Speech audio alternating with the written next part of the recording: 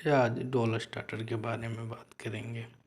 ये डोल starter basically क्या होता है, ये डायरेक्ट ऑन स्टार्टर होता है, ऑनलाइन स्टार्टर। ये डायरेक्ट ऑनलाइन स्टार्टर इसलिए बोला गया है क्योंकि ये जो RYB जो फेज है वो डायरेक्ट ये मोटर को सप्लाई जा रहा है, इसलिए डायरेक्ट ऑनलाइन स्टार्टर बोला जाता है। RYB यहाँ MCB लगा हुआ है 3 फेज का। इसके बाद T1 T2 T3 ये कॉन्टैक्टर है, एक्सिलरी कॉन्टैक्टर, मेन कॉन्टैक्टर। इसके बाद यहाँ ओवरलोड रिले लगा हुआ है। ओवरलोड रिले क्यों लगाते हैं? क्योंकि मोटर प्रोटेक्शन के लिए। इसके बाद इसको मोटर में सप्लाई 3 फेज चल गया। ये है पावर वायरिंग। अब कंट्रोल वायरिंग के बारे में हम देखेंगे, बहुत सिंपल है। ये सिंगल फेज लिए कंट्रोल वायरिंग के लिए कहीं से भी ले सकते हैं, कोई RYB चलेगा। सिंगल फेज लिए फिर MCB लगाएं, ये 220 वोल्ट। इसके बाद MCB, इसके बाद ये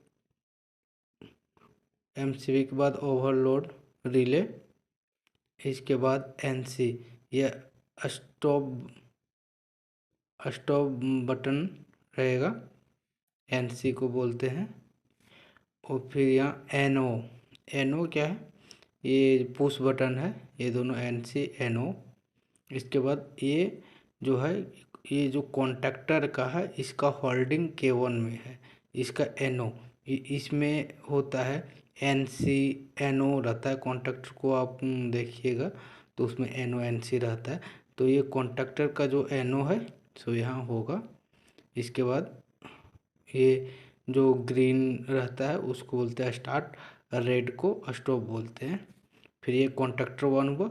ये कॉन्टैक्टर ये है, ये कॉन्टैक्टर 1 हुआ तो जाके यहाँ सप्लाई कंटिन्यू, ये मोटर को सप्लाई जाना चालू होगा।